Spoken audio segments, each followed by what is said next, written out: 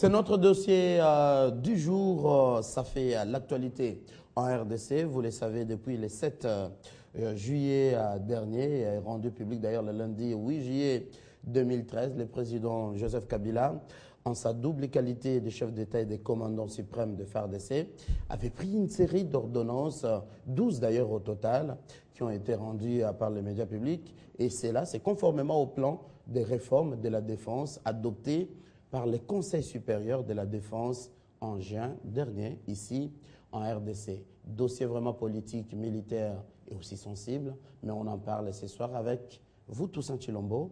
Vous êtes professeur des universités, cadre du PPRD de la majorité. Bienvenue. Merci. Quelle lecture vous faites? Plus de 100 généraux nommés. Pour certaines analyses, la rue, ça serait de trop. Malheureusement, je dirais que ce n'est pas assez. Vu l'immensité de la taille, de la charge, de la mission que doit accomplir les forces armées de la République démocratique du Congo, je pense que c'est un départ parce que nous sommes en train de traverser, vous l'avez dit, une période sensible dans notre pays et la réforme de l'armée, de la police et des services de sécurité a été longtemps demandée, a été longtemps souhaitée. Et finalement, le président de la République, chef de l'État, commandant suprême des forces armées, de la police et des services de sécurité, a répondu à l'attente de la population en commençant d'abord par mettre en place la structure, parce que vous avez dit il y a 12 ordonnances qui ont été signées et promulguées, et après, il y a maintenant les animateurs qui sont venus, et je crois dans les jours qui viennent, on va maintenant affecter ces différents généraux pour la structure qui a été montée. Pas de trop le nombre, on n'a pas exagéré selon vous? Non, on n'a pas exagéré parce que dans les ordonnances qui ont été publiées, il y a d'abord des officiers généraux qui ont été mis à la retraite. Il y a ceux qui ont été promus. Mais lorsque nous voyons l'immensité de la tâche, je crois qu'il y a certaines fonctions qui seront assumées par des colonels qui, dans le temps à venir, vont devenir des généraux aussi. Des généraux aussi, oui. Exactement. Et parlons un peu de cette sélection. Qu'est-ce qu'il faut pour devenir général de son État? D'autres se disaient, moi aussi je vais tout faire, je vais acheter que je passe d'échelon. D'autres disaient, où il faut être de telles tribus. Est-ce qu'il y a ces facteurs de tribalisme qui comptent?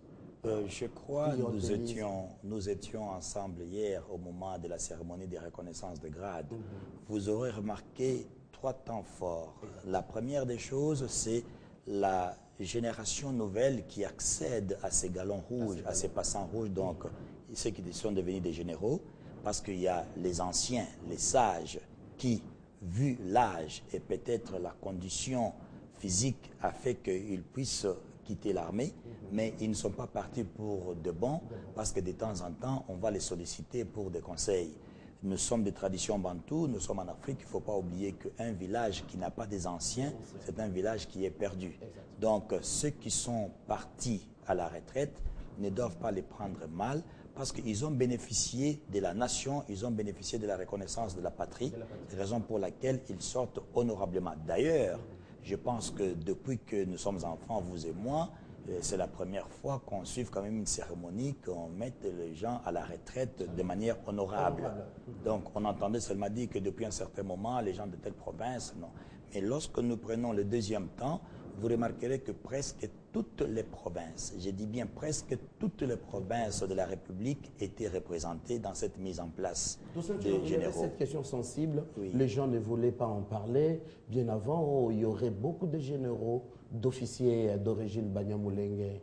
La question, cette fois-ci, c'est toutes les contrats qui ont été servis. Je crois que nous avons vu hier, et je me suis amusé à compter, il y avait à peu près 8 officiers congolais d'origine Banyamulenge. D'ailleurs, je me demande pourquoi on dit d'origine Banyamulenge, puisque ce sont des Congolais. Nous les reconnaissons comme étant Congolais, on les accepte comme tels.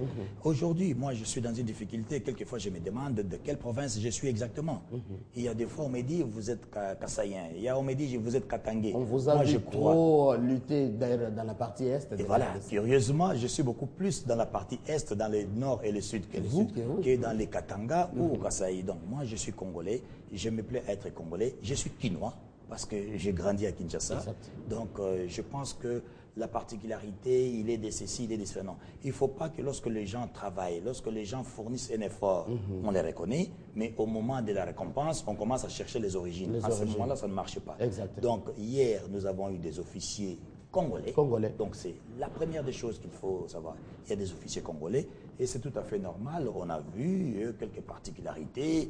Les swahiliphones embrassaient les leurs, ces Diba Congo embrassaient les leurs. Et aussi, une particularité, je ne sais pas si vous avez suivi Mathieu, les officiers qui sont passés 4 étoiles, sont tous des ex-phases. Je dis bien des ex-phases, parce qu'il y a eu aussi une rumeur. En langage courant, on dirait des anciens Mobutistes. Voilà. Il y a ceux qui disaient qu'on faisait la chasse aux ex-phases. Non. Vous aurez remarqué que les 4 chefs d'état-major généraux de nos forces armées sont tous des ex-phases et ils ont été élevés en dignité à 4 étoiles et ceux qui ont suivi. Donc, tout le monde a été reconnu comme tel. Et aussi, le troisième temps que je voulais dire, c'est un problème de défense qui ne relève que du commandant suprême des forces armées de la République démocratique du Congo. C'est un problème de discrétion. Il ne faut pas oublier que le grade de général, déjà au niveau des colonels, c'est un grade politique. Donc, ça relève de la discrétion du domaine privé. Du chef de l'État. Donc, on ne peut pas s'immiscer là-dedans. Si nous avons eu la chance d'être invités, de rehausser de notre présence à cette manifestation, nous avons été triés sur l'État, parce que vous remarquerez qu'il y avait plus des épaules galonnées. Nous, les civils militaires, comme je disais à ceux qui étaient à côté de moi, j'ai dit, nous les civils militaires, on n'était pas nombreux, on était à compter à bout des doigts. Donc c'était une cérémonie typiquement militaire, mais n'oublions pas non plus qu'au même moment où on avait cette manifestation des forces armées de la République démocratique du Congo, il y avait une manifestation similaire avec ceux de la police nationale congolaise qui était devant le palais du peuple. Donc la réforme de l'armée, de la police et des services de sécurité est en voie. Donc je crois qu'on ne va plus maintenant faire encore des griefs en disant que cela est en train de tarder. Autre question, c'est cette réforme qui exige le rajeunissement. Est-ce qu'il y a eu rajeunissement dans ces nouvelles nominations? Oui, je crois qu'à un certain moment, j'ai même provoqué un général. J'ai dit, mais au fait, il m'a semblé entendre que pour passer général, il fallait avoir 55 ans d'âge. Il m'a dit, non, Excellence, je mérite quand même moi aussi de devenir général. J'ai dit, oui, c'est tout à fait normal. Mais Napoléon Bonaparte est devenu général à quel âge? Il ne faut pas qu'on oublie. C'est là. Donc, nous avons et lui-même, le chef de l'État, il a été général à un âge... à 30 ans. Et même pas ça.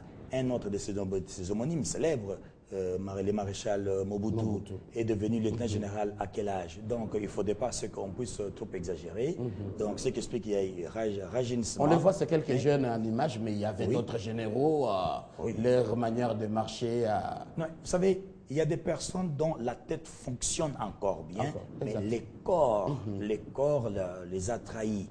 Ce qui explique que ce sont ces personnes-là à qui les forces armées de la République démocratique du Congo va se retourner vers elles pour devenir les sages. Donc, vous avez parlé tout à l'heure du Conseil supérieur de la défense. Je crois, je ne suis pas un haut cadre militaire, mais les domaines de la défense et de la sécurité m'intéressent. Donc, je crois que ce sont les personnes qui désormais pourront faire partie de ces conseils, quoique institutionnellement parlant, ce sont des chefs de corps qui participent à ces conseils de la défense. Parlons un peu de sécurité.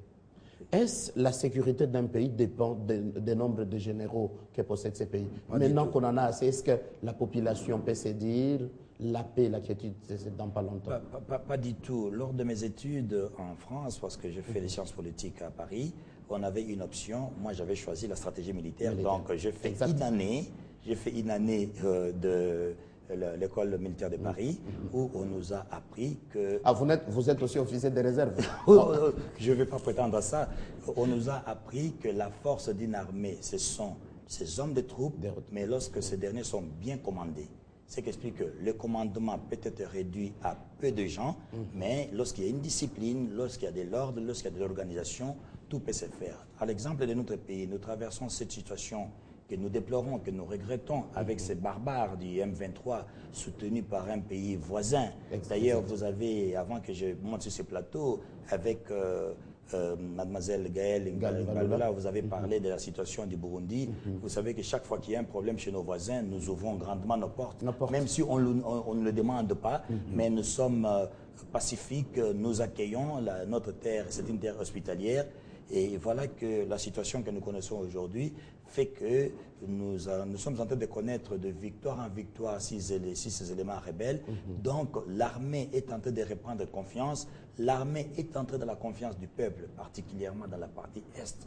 Vous avez même suivi, il y a quelques officiers qui pouvaient aussi venir pour profiter de cette manifestation, mais la population a dit niet, pas question, ils ne bougent pas. Et le fait qu'ils aient des généraux jeunes, ça redonne confiance et ça redonne espoir. C'est pour dire, demain, je peux le devenir aussi. Et c'est lorsque vous avez posé la question, qu'est-ce qu'il faut faire pour devenir général un jour? Non, je crois que c'est de la méritocratie qui conduit vers l'excellence en lieu et place de la médiocratie. Donc aujourd'hui, nous avons de jeunes généraux. Et puis, la question, quand on parle jeune, c'est-à-dire quoi? La jeunesse, c'est un état d'esprit, c'est pas l'âge. C'est pas l'âge, parce qu'il y a des personnes qui ont 80 ans, mais qui se comportent comme des jeunes de 15 ans. Ce qui fait que c'est un état d'esprit lorsqu'on dit, moi je suis jeune, moi je voudrais travailler pour mon pays, moi je me consacre à mon pays, moi je me sacrifie, puisque un militaire signe un contrat avec la nation, mais ne signe pas un contrat avec un individu. Ce qui explique qu'il s'engage pour la défense de la patrie, il s'engage pour la défense de l'intégrité territoriale. En ce moment-là, il prend des risques énormes. Donc, ceux qui sont arrivés à devenir des généraux, nous devons quand même les reconnaître comme tels et les accompagner avec nos prières, nous les civils, pour qu'ils puissent faire le travail dont la patrie attend d'eux.